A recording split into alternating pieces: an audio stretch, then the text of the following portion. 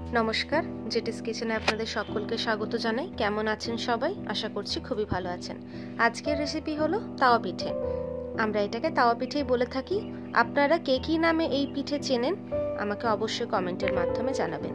পিঠেটা বানানোর জন্য আমি 250 গ্রাম চাল নিয়ে নিয়েছি। বাড়িতে যে চালের ভাত খান আপনি সেই চাল ব্যবহার করবেন। আমি রাত্রেবেলা ভিজিয়ে রেখেছিলাম সকালে বানানোর জন্য। আপনারা সকালে ভেজাতে পারেন, সন্ধেবেলা বানিয়ে নিতে পারবেন। মিক্সিং জারে আমি জল ঝেড়ে চালটা তুলে নিয়েছি। তার মধ্যে দিয়ে দেব পরিমাণ মতো নুন এবং জল। একটা ফাইন পেস্ট তৈরি করে নিতে হবে আমাদের। এই ব্যাটারটা একদম যেন পাতলা হয়। আপনি যতটা পাতলা করবেন ততটাই কিন্তু পাতলা পাতলা এবং নরম হবে আপনার পিঠেগুলো। আর যতবারই তাওয়ার মধ্যে দেবেন, ফ্রাইং প্যানের মধ্যে দেবেন, ততবার কিন্তু তলা দিয়ে নাড়িয়ে তারপরেই ব্যাটারটাকে ইউজ করবেন।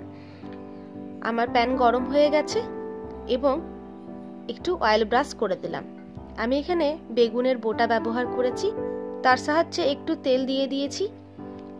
তারপর দিয়ে দিলাম 1 হাতা পরিমাণে ব্যাটারটা।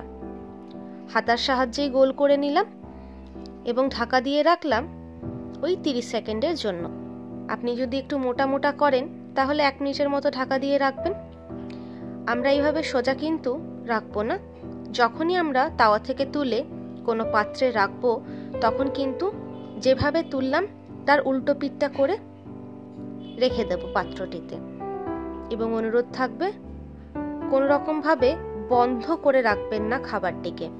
আপনারা যদি ভালো মতো একটু ক্রিসপিনেস চান তাহলে বাইরে রাখবেন। হাওয়ার মধ্যে দিলে ঠান্ডা হলে এই পিঠেটা আরও টেস্টি লাগে। এইভাবে এক এক করে পিঠেগুলো বানিয়ে নেব। আমার এই ছোট্ট চ্যানেলে যারা নতুন, অনুরোধ থাকবে চ্যানেলটিকে সাবস্ক্রাইব করবেন। পাশে থাকা বেল আইকনটি ক্লিক করে অল নোটিফিকেশনটিকে অন করে দিতে।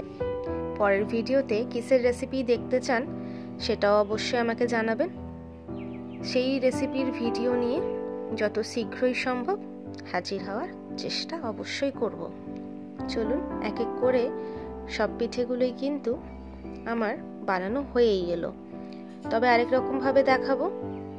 আমি যেমন হাতার সাহায্যে গোল করে নিচ্ছি, আপনারা চাইলে হাতার সাহায্যে গোল না করে তাওয়াটাকে গোল গোল ঘুরিয়ে শেপ দিতে পারেন পিঠেটা। তারপর ঢাকা দিয়ে ওই 30 সেকেন্ড থেকে 1 মিনিট তুলে নিন। আপনারা যদি ভেবে থাকেন ওপরটা কাঁচা থাকবে তাই এই পিঠটা হয়ে গেলে ওই পিঠে উল্টে কিন্তু কোনোভাবেই করবেন না। এই যেমন আমি দেখালাম এরকম কিন্তু করবেন না। ঢাকা খুলে একবারে উঠিয়েই পাত্রে রেখে দেবেন। এরপর আমি পরিবেশন করেছি খেজুর গুড়ের সাথে। আপনারা চাইলে কিছুটা দুধ ব্যবহার করতে পারেন। দুধ, গুড় এবং এই পিঠে খুবই ভালো লাগে। চাইলে গরম গরম চায়ের সাথেও খেতে পারেন।